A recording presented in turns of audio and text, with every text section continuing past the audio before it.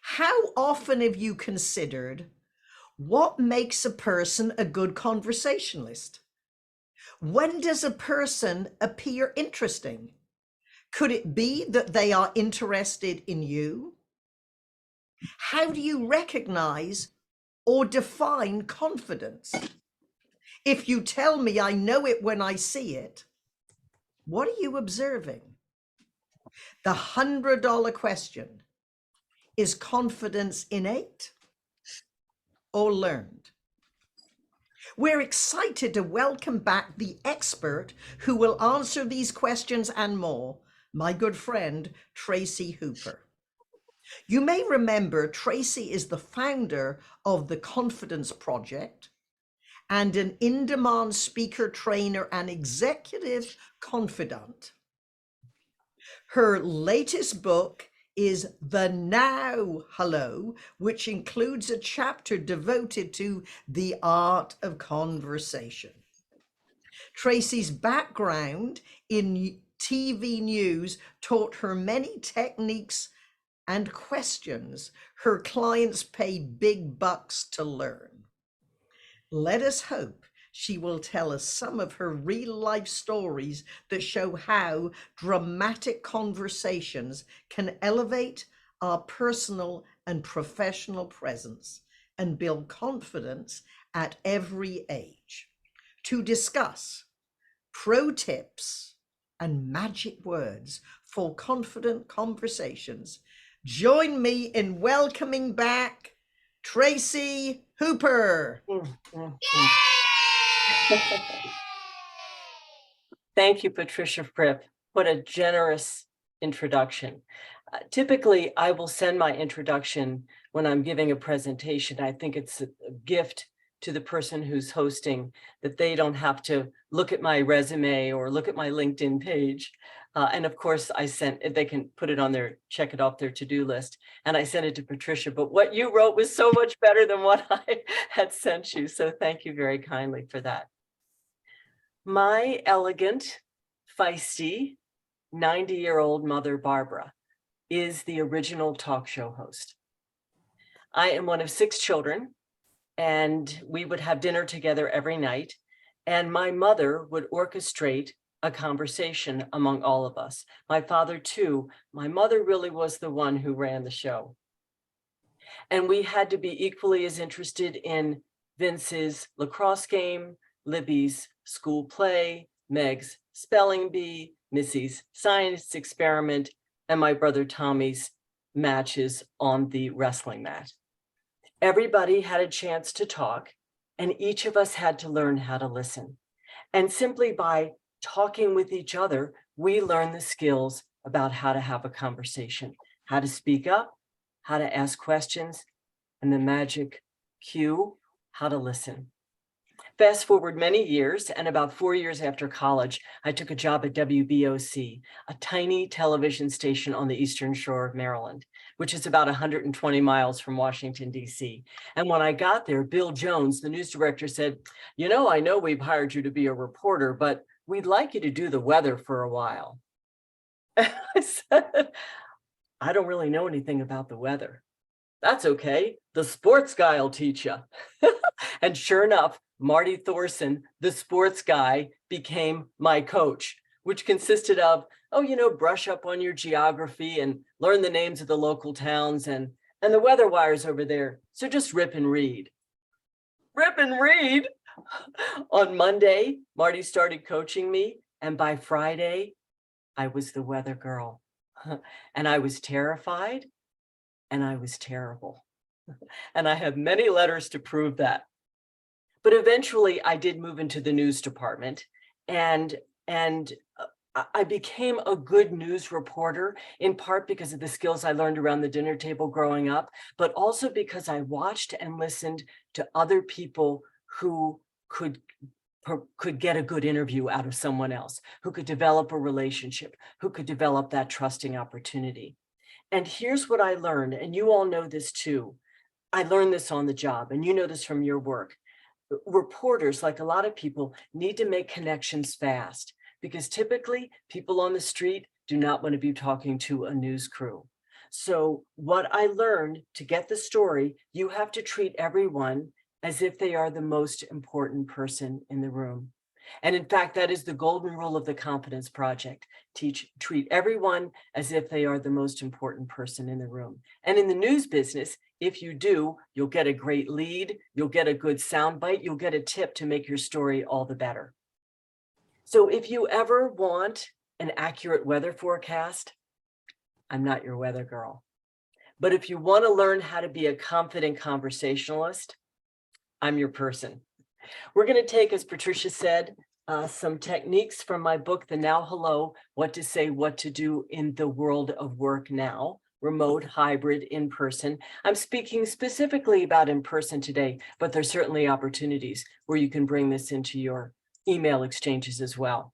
Here we are, confident conversations, 6 techniques to get the conversation started. Number 1, we all know this. Give a compliment. Everybody loves a compliment. My dear friend Miriam Thornburg, who was gorgeous and elegant and quite an interesting extrovert, used to say this: if you can't think of something to say to someone, tell them, I like your shoes. I like your shoes. If you saw this person on the street, would you say to her, oh, I like your hat? Everybody loves a compliment. I will tell you that Stanley Furtick, who's been a good friend of mine, said he never complimented people on what they wore or what they look like. He had a brilliant career at Time Warner, including 15 years at HBO, and he traveled around the world promoting HBO programs. Stanley always said he would compliment people on an accomplishment. Congratulations on making the President's Circle. Good for you for landing that client. Oh, bravo on getting that promotion.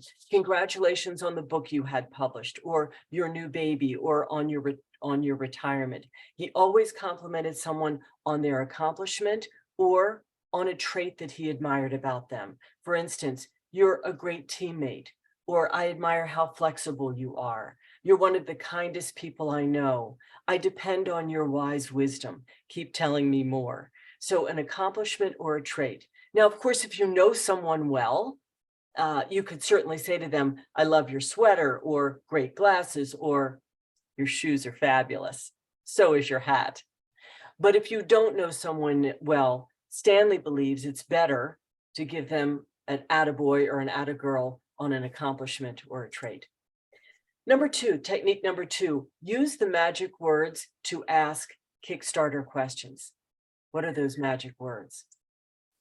What, how, and tell me more.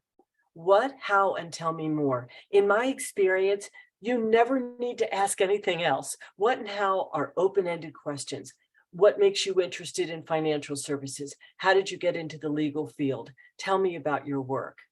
That opens it up and extends the conversation. Of course, if you ran into this woman on the street, you might say to her, oh my gosh, I love that hat. Tell me about it. Oh, you collect hats? How did you start collecting hats? That's fascinating. Tell me more about that. What, how, and tell me more. Those are those rich, open-ended questions that get conversations started. Number 3, be curious. CEOs are telling us that they're looking for people with a high CQ, a high curiosity quotient. So ask away, knock on that door and see what's on the other side. Show your curiosity. What are you reading? What are you listening to? Podcasts, radio programs that you follow. What are you watching? Documentaries. Someone was talking about, who was talking about the, I guess it was Tim Durkin was talking about Earth Storms on Netflix. Find out what people are watching, what's interesting, what's life-giving, what's important to read and watch, and also pay attention. Be curious by paying attention to other people. After I left WBOC, I'll tell you a funny story. When I was at WBOC, of course, I knew nothing about the weather. I was an English major. And every night before I would go on the air, I would go upstairs to the news director's office and turn on his television and watch a guy named Bob Ryan. Bob Ryan was the weathercaster in Washington, D.C. And I figured, well, the Eastern Shore of Maryland, Washington, D.C., they're only about 120 miles apart. Maybe the weather's the same. So I would watch what Bob Ryan would the weather report he would give, and I would give almost the same one for the Eastern Shore, which was ridiculous. I mean, the weather is vastly different on the Eastern Shore. Anyway, that's how I got through those first several months. Fast forward a year, I got to WBAL TV in Baltimore, and that was great for me because it was my hometown. And I remember going into the station the first day. Betsy Harmatz, the news director, met me in the front lobby. And then we walked into the newsroom, and it's exactly as you would expect, a huge room with cubicles everywhere. And she said, go to the end of this aisle, and you're the second QB on the right from the back. I said, okay. I'm walking down the aisle. I'm recognizing all these news people who I followed my whole life. And I passed Jane Miller. Jane Miller, you all, was and still is the most celebrated, accomplished investigative news reporter in Maryland. And my cubicle is right behind hers. So guess what I did? I listened to Jane Miller. I would listen to her on the phone. I would listen and think, oh, that's how she gets someone to speak to her. That's how she lands an interview. And I encourage everyone to be curious, follow people who you admire, and imitate what they do, not so that you can't be yourself, but so that you can enhance your listening skills or enhance your conversation skills. That was a great skill for me. In fact, I just saw a picture of Jane Miller in the newspaper and I sent it to her. That's another tip I'll give you at some point. If you saw this woman on the street, you might be curious about that hat. Tell me more about that. Number 4, do research. LinkedIn, of course, is a great research opportunity, websites as well. I'm often struck by people saying, I don't really want to tell people that I saw something about them on LinkedIn or on Facebook or Instagram because I don't want them to think I'm stalking them. And I look at them with surprise and say, social media is about being social. Remember, this truism, everybody's favorite subject is themselves. They want you to see them on LinkedIn. They want you to know where they went to college, where they're working now. And here's a tip about LinkedIn. If you go to the bottom of someone's LinkedIn page, there's a recommendation section. And that part includes recommendations received and recommendations given. Of course, you can look at the received recommendations and find out what other people have said about that person who you want to know about. But if you click on recommendations given, that shows you the recommendations that that person you're researching has wanted to know about another person, has commented or complimented that other person. That gives you an idea of what they respect about other people. That's a great tip about LinkedIn. Research. Oh, if you saw this woman, what would you think? I want to know more about her. I'm always amazed that Patricia is shameless in her promotion of herself on social media and on her emails. She's not afraid to wear a hat to get your attention, to get you thinking about what can this woman provide for me? Several years ago, my brother-in-law, Joe Valletta, who's in the financial services industry, called me and said, Tracy, I just saw the most incredible person on a stage in Nashville talking with financial planners. Her name is Sherry Fitz, and she is a specialist in helping financial planners market their services. You need to meet her because she lives in Portland, Oregon, where I live. Great. So he set up a virtual introduction, and Sherry and I decided to get together a couple of weeks later for coffee. Before we met each other, of course, I looked her up on LinkedIn, and I also looked at her website. And on the about page of her website, she writes in the first paragraph, her deep expertise in the retirement plan and wealth management industries gained over 30 years. Great, she's describing herself. In the next paragraph, she wrote and published Deconstructing Digital, Simple Ways to Connect with Your Next Generation's Financial Clients. And she's the host of a podcast called Women Rocking Wall Street. But if you go all the way to the bottom of her LinkedIn page, you'll find this. And if all of that isn't enough to pique your interest, Sherry was also named Paper Girl of the Year in 1976. So you can be confident that when you work with Sherry Fitz, she delivers. You can imagine what I did. When we met each other for coffee, I said, Sherry, it's a pleasure to meet you. And by the way, congratulations on being named Paper Girl of the Year. And of course, she killed herself laughing because she thought, this woman cares about me. She's done her homework. That was a great lesson for me. If you can find a slight bit of information about someone and then say it to them when you first meet them, they feel as if they are the most important person in the room. And in fact, they are. Number 5, make a connection, which simply means, who do you know who they know?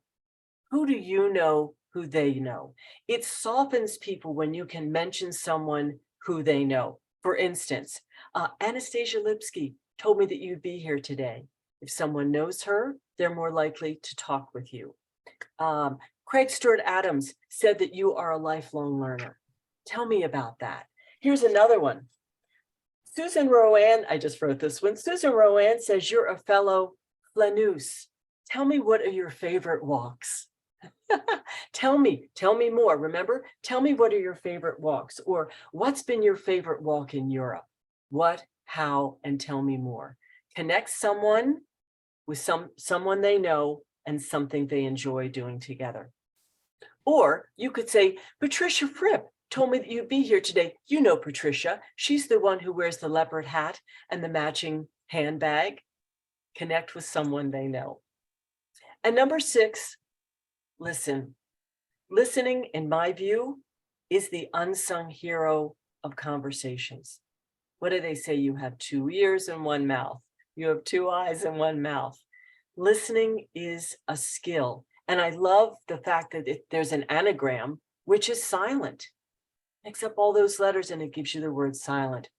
I'm reminded of the late, great Barbara Walters, who said, it's not the first question that counts, it's the second question that you ask, because that shows you're listening to the other person. And of course, Larry King, who was in the media industry for 50 years and conducted more than 50,000 interviews, says this about listening. I never learned anything while I was talking. I never learned anything while I was talking. Here are the takeaways. Give a compliment. Use the magic words to ask Kickstarter questions. What, how, and tell me more. Be curious. Raise your curiosity quotient. Research. Find out information about people before you meet them so they feel that you are prepared for the conversation. Make a connection. Who do you know? Who they know. And then listen. Would you all like to see a picture of my elegant mother? My elegant 90-year-old mother. She just turned 90. There she is, right in the middle. That's my sister Libby. And then Tracy, I'm on the left. My brother Tommy's number 3. He lives in Boulder, Colorado. My sister Meg, my sister Missy, and then my brother Vince on the left. And you may want to see a picture of my dad. My dad was a sportscaster in Baltimore for 50 years. And he had the great good pleasure of interviewing famous athletes from all over the world. Does anybody recognize who Dad's talking to in this picture? Joe Namath. Joe Namath, yep. And who's on the left? Johnny Unitas. Yeah, Johnny Unitas. He looks slight there, doesn't he? Yep. All right, there you have it. Let's break now for questions, short and sweet. Tracy, that was absolutely fabulous. And I love, I just love it's a prepared presentation, but it's so conversational. Yeah. And thank you for adding me to your deck. That was wonderful to see Harold's work in action. Yes. Now, it's wonderful to hear about the dinner table at home. Not everyone had that experience. So if you were, say, you were grown up and you're more introverted and you're almost shy to initiate a conversation, and now we're beginning to go out in public again, what are your best techniques or your best questions if you're going to walk over and speak to a stranger? Yeah, well, I mean, I love the idea of, are you all familiar with Mel Robbins? She's written several books. She's a Yes. thought leader in the area of taking action in your life. And she, pardon me, she has something in a book she's written called the 5-second rule. And I'm going to quote her. She said, if you have an instinct to act on a goal, you must physically move within 5 seconds or your brain will kill it. Yes. 5, 4, 3, 2, 1. And if you are shy or introverted or quiet, trust that the person across the room probably wants to meet you too, because you are going to start with a compliment. It could be you walk across the room and you'd say, we haven't met before. I'm Tracy Hooper, but I read your book. Or I was hoping you would be here today because Tony Woodall said that you would be. Give someone a compliment, start a conversation. I'm so happy to see you. I saw your name on the guest list. I'm delighted to have a chance to see you here. Remember, it's all about them. I mean, anyone who's a speaker, anybody who's in sales or marketing, it's all about the other person. And the more you can not think about yourself and think about that other person, the more you'll connect with them. And that's all you have to do. You start off with a compliment. Congratulations on your promotion. You have a conversation. And then what, how, and tell me more. That is such a good story. Keep going. And then what happened? I hope that's helpful. Very. May I give another technique that may be helpful for people? How often have you been in conversations and let's say you're at a networking event or there's going to be a speaker, you're at some kind of a conference and there's going to be a speaker, and you start talking with somebody and they go on and on and on and you think, how can I stop this conversation? Here's what happened to me. I was at a presentation, very excited to hear the keynote speaker, and I ran into someone who I hadn't seen in a long time. And I knew that her sister had passed away. And we sat down, we were at the lunch table, we were chatting with each other. And I said, tell me how are you doing since your sister passed? She started from the first treatment her sister got after her diagnosis, and then the next one, and then the next one. And now I'm beginning to panic because I see the keynote speaker walking up onto the stage, or the person who's going to introduce them. And I think, how am I going to stop this? So right before the person got to the microphone, I leaned over and I said, I would love to hear more about your experience with your sister. Would you mind, it's getting ready to start now, would you mind if we pick this up at the end? Because I want to hear the rest of the story. That's all I had to say. She was grateful that I acknowledged that it wasn't a finished conversation and that I wanted to hear the whole story, but I want to give you my full attention. Let's pick it up at the end. And I could just see her physically calm down. People want to be listened to. They want to be, it sounds trite. They want to be seen and heard, but it's true. Most people want to have a chance to tell you what's going on in their lives, tell you what they're concerned about, tell you what they're excited about. That's called tapering and then follow up. That's what I call tapering and follow up. You taper off the conversation and you promise to follow up later.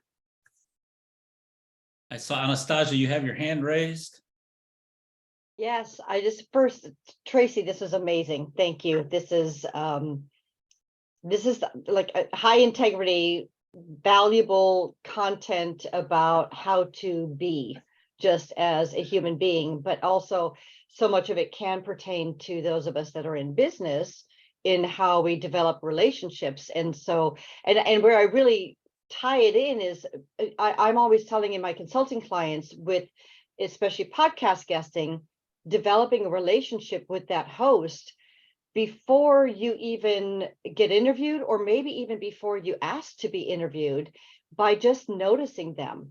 and paying attention to those little things, like you pulled out what that gal said about being the paper girl, being able to pull those things out, or when you're promoting yourself to a show that you want to be a guest on and you've listened to an episode, to be able to say something about that particular episode, Yes. that tells that host that you actually cared enough to listen. Mhm. And that separates you right off the bat from all the thousands of other people that are pitching themselves to be on that show. So I can see how what you're sharing can be used as part of marketing strategy too.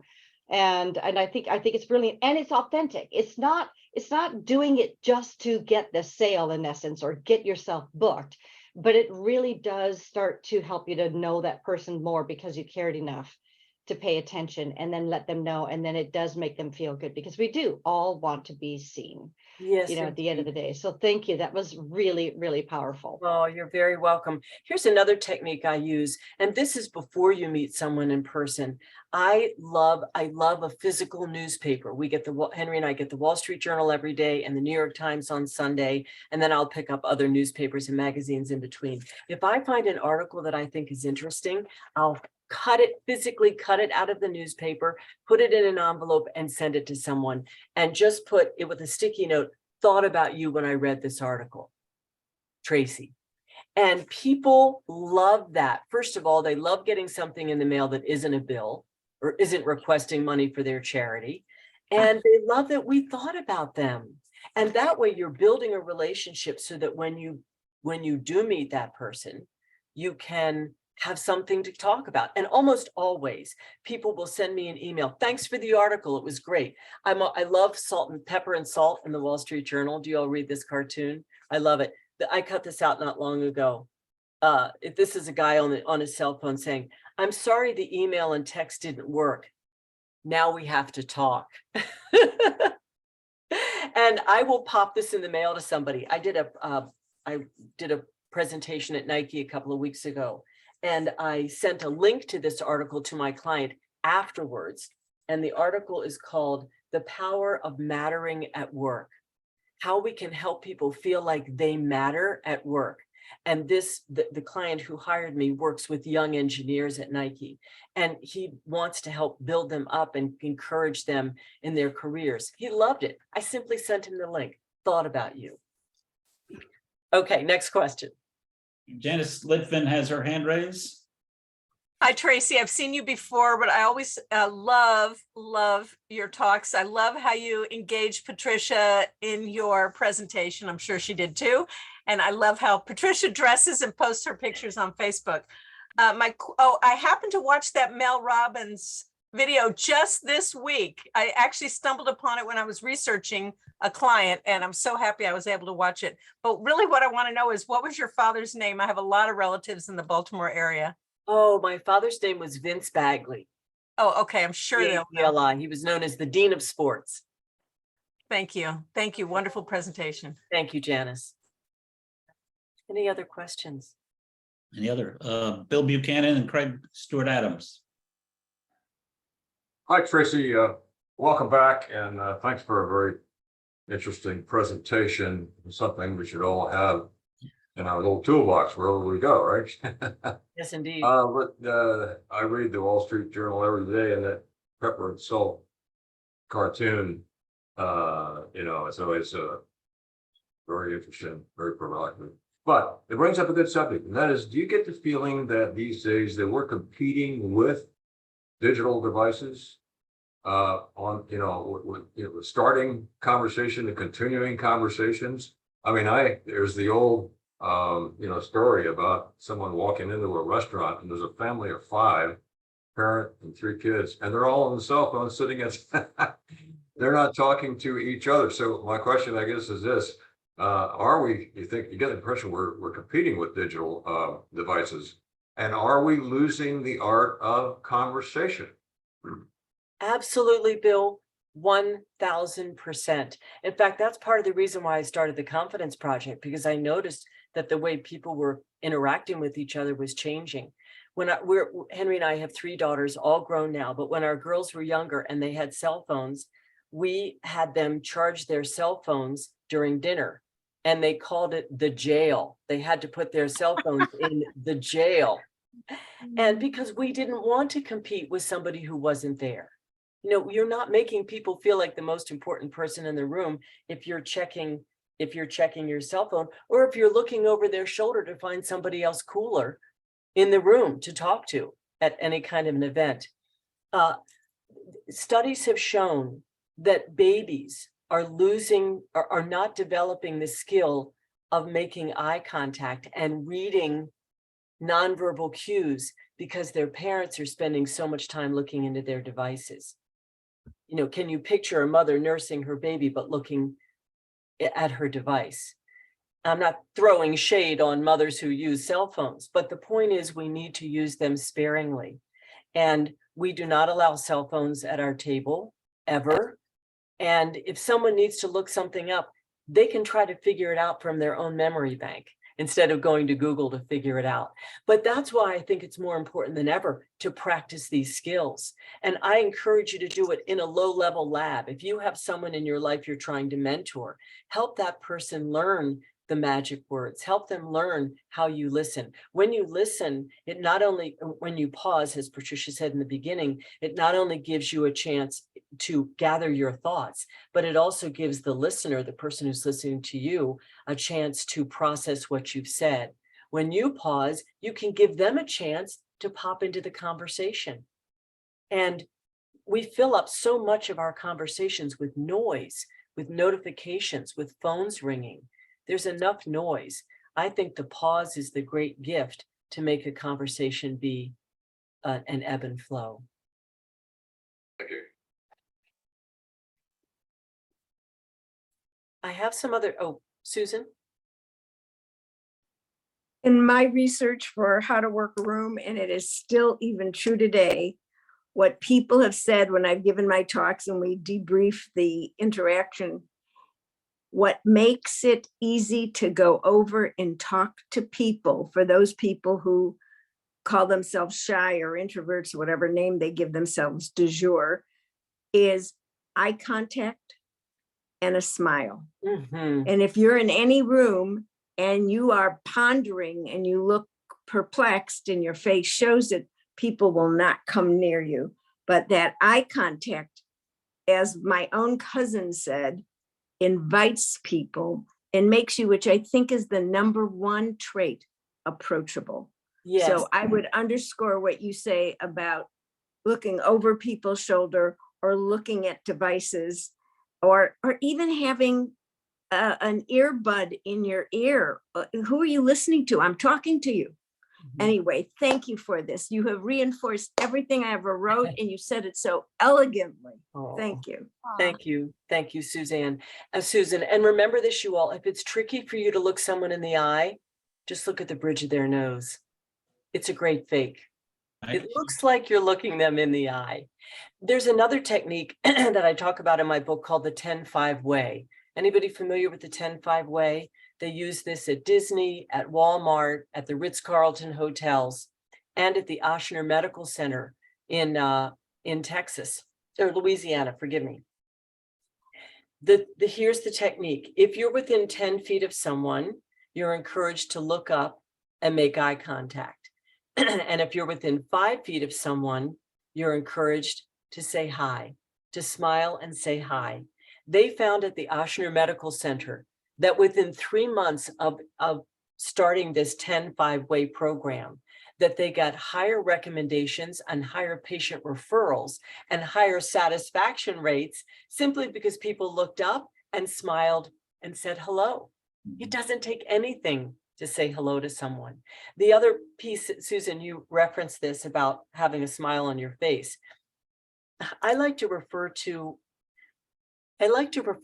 a pleasant resting face and a nasty resting face. And we all know that pleasant resting face. It's a soft smile, it's slightly lifted cheeks, it's engaged eyes, it's lifting your eyebrows. When you lift your eyebrows, that's the universal sign of curiosity. That means I'm interested in you. Tell me more about that. I'm curious. The nasty resting face is the one where you look like you're mad and you're kind of have a sour, I can't really do it. I should learn how to do it, but it's sort of like, does that look familiar? That's the nasty resting face. And why do people look that way? Because that's a part of our culture. You look at magazines and billboards and models, and you see people with that nasty resting face, that sort of distant, I'm so cool, don't bother me. And that's become prevalent in our culture. If you can change from a nasty resting face to a pleasant resting face, that'll make all the difference in starting a conversation. Cool. All right, we have questions from raised hands. Hugh Coppin, then Colin Hussey, then Anastasia, and then Fripp. I just saw you raise your hand. Thanks, Chairman, President Tony. Tracy, on our safaris, we take people, we take over the whole camp. And to this point about conversation, what we do is we actually, the camp has Wi-Fi, but because we take it over, we switch it off. There's no cell, no Wi-Fi, no TV. And we're in camp for 7 straight days. And you watch people relearn the art of conversation, because that's all there is to do. You don't have people sitting around the campfire, texting people back home. And at the end of the week, we always ask our guests, should we really actually leave the Wi-Fi on? And they all say, no, whatever you do, don't do that, because they really valued the experience and the joy of conversation and relearning that at the dinner table, on the vehicles, around the campfire, at any time. And it's just it's a wonderful, enlightening experience to see how people really miss conversation and don't miss their cell phone when they don't have a choice. Thank you for that. I love it. I'm glad it's happening beyond the dinner table and in the campground as well. All right, Colin Hussey. Yeah, do you have any particular tricks for slowing down your brain? My brain tends to go like a million miles an hour on just touching on all of these different things to a point of where oftentimes I'll just get frozen. And that's why it's like at social events, I like being hired as the event photographer, because I've got, that secondary activity. Yeah. My suggestion, Colin, is to practice this. 3 sentences and a period. 3 sentences and a period. That's all you need to trust, that what you're saying is important enough that you don't need to elaborate. 3 sentences and then stop and let other people join in. And they may say, tell me more about that, or I never thought about that before, keep going. But if they don't say keep going, it really means that they want to be a part of the conversation. They don't want it to be a monologue. That could be a way to calm your brain down. 3 sentences in a period. Okay, thank you. You're welcome. Anastasia, and then Patricia. Yes, first off, I'm in Corvallis now, from the Bay Area, but now in Corvallis. You're just up the road. Are you a member of the NSA in Portland? Yes, indeed. Oh, you are? Okay. All right. Just curious about that. Been thinking about maybe making a trek up there. And then I would love to know more about the Confidence Project. Would you be willing to share with us what that is? So I dropped a link to it, but if there's anything you could tell us a little bit more about what you're doing with that, I would appreciate that. Sure. Let's see if I can practice 3 sentences in a period. The Confidence Project is a way for me to help people practice how to carry yourself in a room, how to present yourself with executive presence, and how to have conversations and build relationships so that everyone feels valued. I have one-on-one advising with executives, and then I do corporate training with high-performing teams. How was that?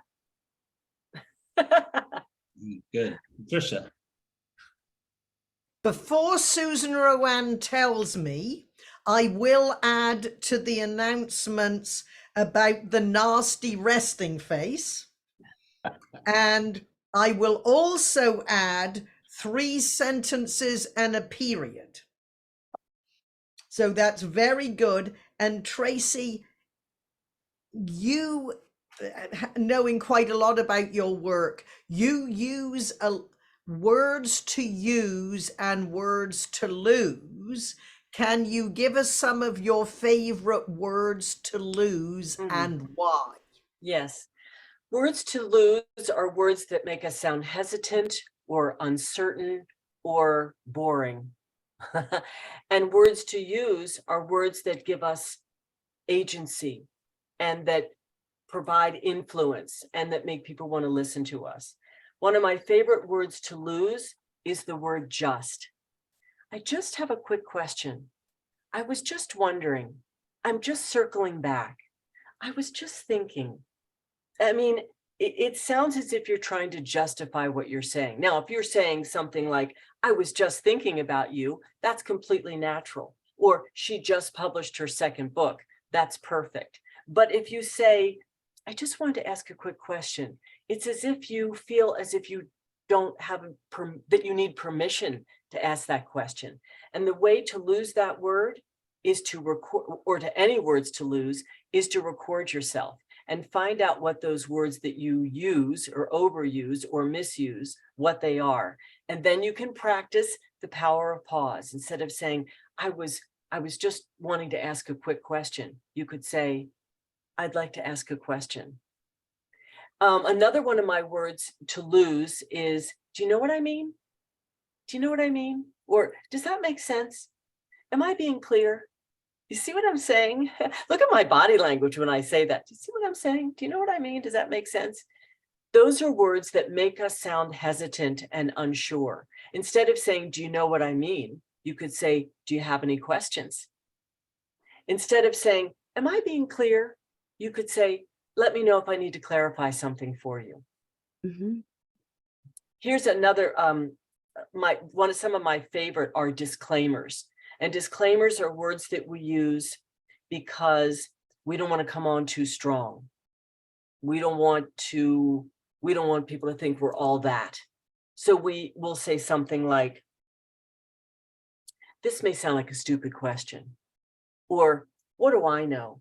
Or I'm no expert, or jump in if you think I'm missing something.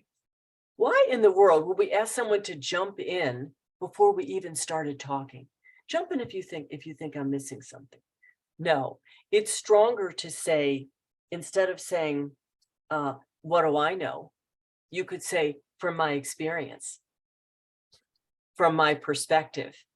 Instead of saying, jump in if you think I'm missing something, you could say, I'll present my ideas and then I'll open it up for comments at the end. Stronger. And I'm not asking you to be aggressive.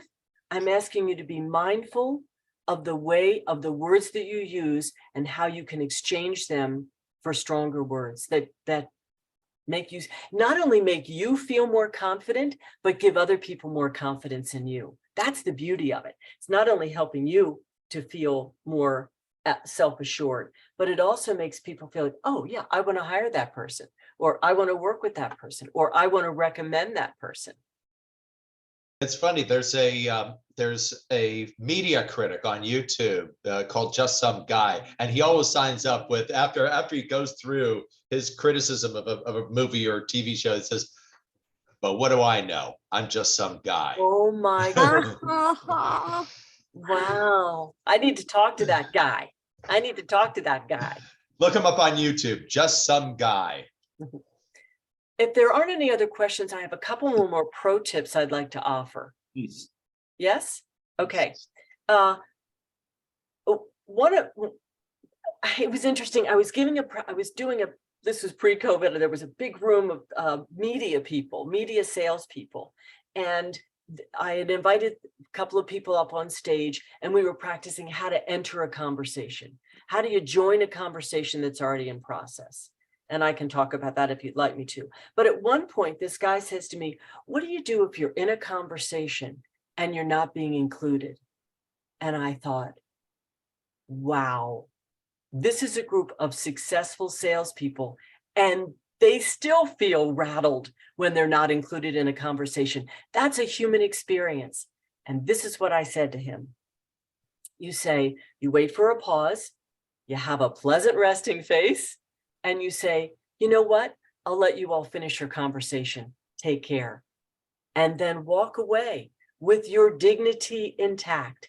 I'll let you all finish like you're doing them a favor. I'll let you all finish your conversation. Take care. And then exit stage left. And this reminds me of something that Ava DuVernay, the fabulous director, producer, said about Oprah Winfrey. And I'll quote this. She does not have to tolerate what does not nourish her. And neither do you. If you're in a conversation and you're not being included, you can exit gracefully and feel confident in the process. Another tip? Anyone want any more tips? Yes, and then Janice has a question when you get. Janice, I'll let you ask your question first. Well, I hope I get a tip out of this situation. I'll never forget when I came back to NSA and attended my first conference, which was the winter conference of 2016 in Austin. And people who know me realize I'm not an introvert. I arrived the night before. I thought it would be a lot of fun to go down to the lobby bar and say hello to people. I walked into the bar. I could see a table of people sitting. It was obvious to me they were NSA people, though I didn't know them. And I walked towards the table. Nobody said a word to me. I walked up to the table. I finally stood near the friendliest face, which is Patty. I know Patricia and Susan know her. I can't think of her last name.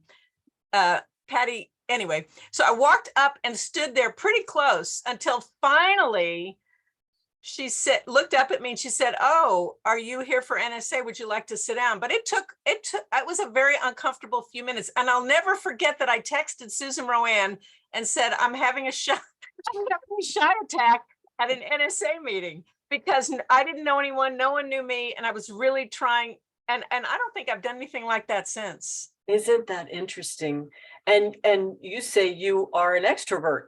You're used to approaching people. Here's the way you approach a conversation with a group of people. You can simply say, "May I join you?" Mm-hmm. May I join you? Wait for a slight pause. May I join you? Or may I join you? I just heard you talking about your favorite whiskey or your new pet or your job promotion. Because when you're in a social situation, people are not having private conversations typically. And by the way, if they are, I'm on a roll, everybody. If they are having a private conversation, here's how you know. Toe to toe means no. So if two people are toe to toe and their eyes are looking at each other, they're engaged, that means they don't want to be interrupted. Right. But if somebody's foot is turned out to the side and they're gesturing a little bit, that's the classic nonverbal cue that you can join the conversation and say something as simple as, "May I join you? I just heard you talking about the Steelers." I love that. Now Thank you're in the you. conversation. That's excellent. Thank you so much. You're welcome. All right, Patricia. I remember Jeannie Robertson, who many of us in NSA know, always said, "Fripp, you're the only one at NSA who knows when not to try and join a conversation." And it was just that people were looking. And now I have a pet peeve, which I would like your very elegant take on.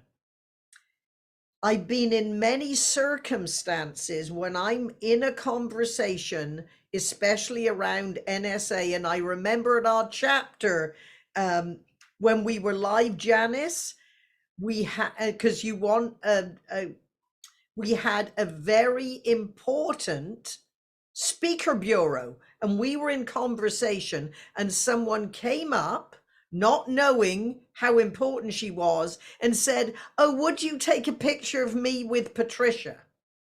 Oh, no. Wow. And Wow. I said, "I am sorry, I'm happy to have a photo. This is not appropriate." And being the generous person you said, "I don't mind." I said, "I mind for you. This is not the time." And people are, especially NSA type people, are so intrusive. Yeah. And giving someone a camera and take you out of the conversation. Yeah. What is the correct answer, Tracy? Well, I think you handled that beautifully. Another way you could say it is, Janice and I are having an important conversation. I hope you'll give us a few minutes and look for us later on this afternoon. Yeah. When you use those I statements, Janice and I are having an important conversation that we'd like to finish. I'd be happy to meet with you later on this afternoon. Those I statements make people feel less defended. If you say, "You're rude, you're interrupting us," that sends people on their heels. But if you say, "I prefer, we're having a conversation, I'd be happy to meet with you later," then people can't feel defensive. That's a great question. What if you're in a situation, you all, where let's see the best way to describe this. Let's say you're in a situation and you want to get out of a conversation. Do you have those exit lines at the ready? You only need a few. Here's what happens. It's a 4-part technique. The first part is thank you, acknowledge, give a farewell phrase, and then a gesture, a goodbye gesture. So it looks something like this. Patricia, thank you so much for the interesting conversation today. That's the thank you part, acknowledging. What I really appreciated that you talked about was that it's important to be respectful of people knowing when to enter a conversation or not. That's the acknowledging. So Patricia knows that I've heard her. Then you offer a farewell phrase. You know, I know you want to get around and talk with some other people today, so I'll let you go. That's the farewell phrase. And then if you're shaking hands, if you're comfortable shaking hands anymore, it was great to see you. Shake hands, and then you leave. Thank you, acknowledge, a farewell phrase, and then move on. If someone says to you, if I say, you know, I know you want to get around and meet some other people. If that person says, oh no, I don't really know anybody else, I'm happy to keep talking. Then you can say, you know what? I saw Mike Milstein over there and I wanted to meet him. Do you want to join me? Let's go over and introduce ourselves together. Now together, you go over and you meet Mike Milstein, and that starts another conversation. Your needs are met because you wanted to meet someone else and move on with that conversation. Isn't that a great tip? Yeah. I love that. Betty Taish has a question. Yes, Betty. Yes, I'm sorry I had to bow out for a few minutes earlier, but I will re-listen to your recording. First of all, I want to say I love your thoughts, comments, and you have one of the most beautiful voices. Oh, thank you. That's number one. Number two, talking about coming into a conversation in groups, and this happens a lot.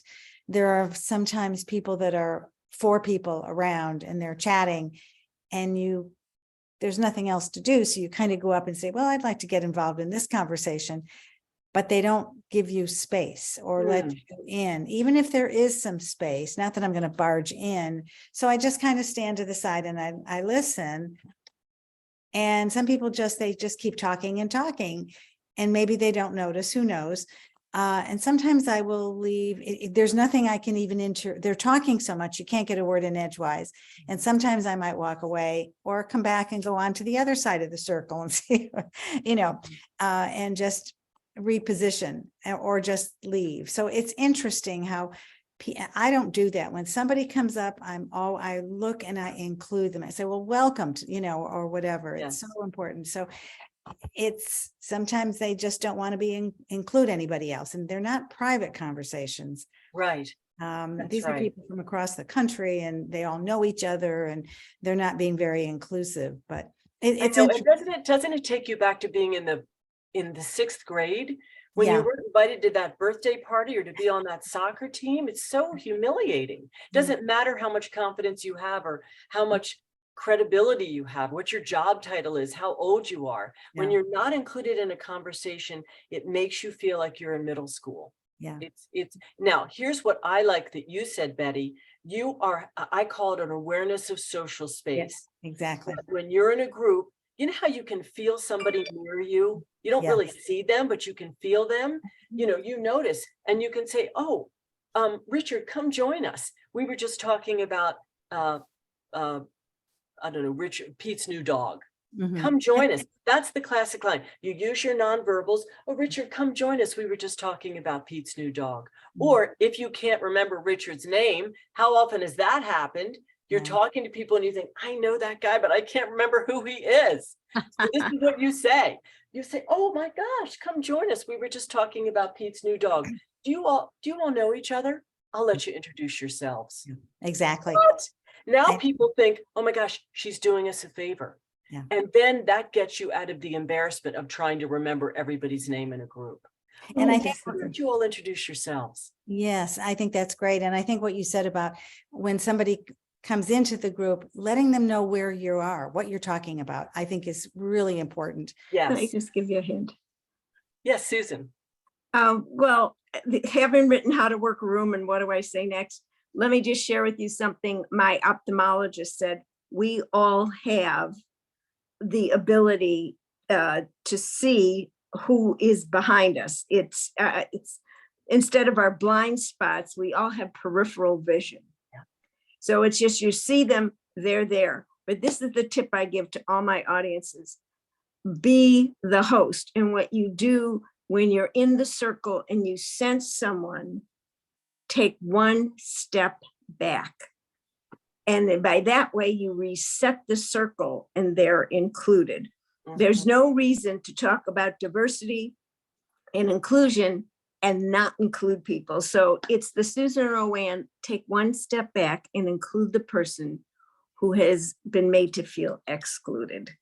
Fabulous tip. I appreciate that very much. And remember, you all, people are watching us. We watch each other. And if you are the gracious host, if you're the person who steps back, if you're the person who welcomes somebody into a conversation, people will learn from you. And, you know, my mother and her husband, Anthony, who died many years ago, he was a therapist, and he always said, no matter what age, you have influence. So you, every one of you on this here today, have influence on other people. Henry and I we like being with young people occasionally. And we have a dinner party once a quarter, and we invite our young friends. You know, our children are 34, 32, and 30, but they live out of town. We invite their friends for dinner. And we were struck the last time we had a group of young people over, because Henry and I are good. We're working the room. Tell me about you. You know, John, tell us what you do, share it with the group. And then after about an hour, they started asking us about us, which was astonishing to me.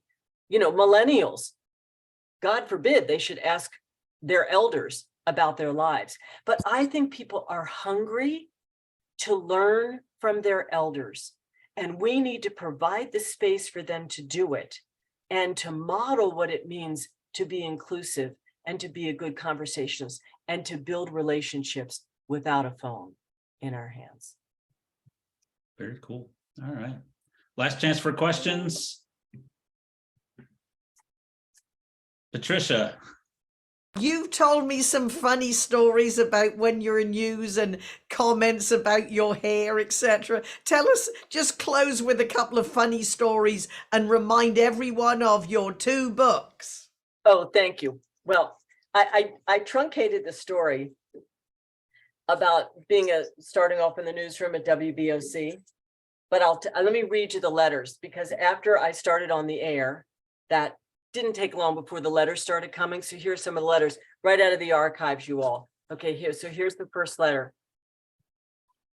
Miss Bagley, that was my maiden name. Miss Bagley, where the hell did you get that hair? It looks like a nest to put eggs in. 60 of us at the condo agree. Get a wig. And they kept coming, everybody. Now, you know, I was 26 years old. I was a cub reporter. I was devastated by these. I wish I had kept them all, though. It's great speech material. Here we go. Dear Miss Bagley, please buy your hair a Valentine. Get it cut, styled, whatever. And what's with the waves? They make me seasick. I nearly barf every time you're on the air. But here's the best one. This is from a guy named Eric Bacon. He said, he sent this to the news director who gave it to me. Tell Tracy, it's okay about all the mistakes she's making. No. She'll learn. And that was profound, because in that moment, I knew, even though I was making all kinds of mistakes every night on the air, I knew I would get better and more confident with practice. And Patricia said earlier, are people born confident? No. I mean, there is a part of confidence that's in our genes. That's a part of the personality we were born with, but the rest of it comes from taking action. Take action, make mistakes, adjust, refine, and repeat over and over again. Jerry Seinfeld said before he ever delivered his monologue on The Tonight Show, the first time, he rehearsed it 200 times. That's why it sounded natural. When you're thinking about conversations, have conversations with people you feel safe with and say, I want to practice these magic words. I want to see how often I can expand the conversation by using the magic words. Hey, you all want to see my hairdo from those days? Ta-da! I know it's- love it. It's helmet head, everybody. I know love that. it. Oh my gosh, you look like Lady Di. Absolutely great. Oh, well, all right. So my 2 books. And by the way, this is my go-to book, everybody. I've read this book twice, and you can see I've underlined, I've highlighted, I pinched the pages.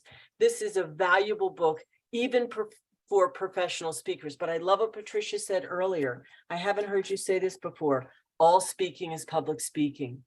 Yes. Yes, I agree. Okay, my first book is The New Hello, which I wrote in response to the pandemic. How do we greet each other? How do we have conversations when we can't see each other or when we're only on Zoom? But shortly after that book was published, I realized that I didn't include a lot of information that will really help people for the long run. What's the confidence playbook now? So I wrote The Now Hello. It's more robust. It has confident conversations in it, words to use, words to lose. And the word of the day for me, for you all, is thank you for your gracious hospitality. Thank you. Everybody give her a round of applause. Thank you, Tracy Hooper, for joining us today.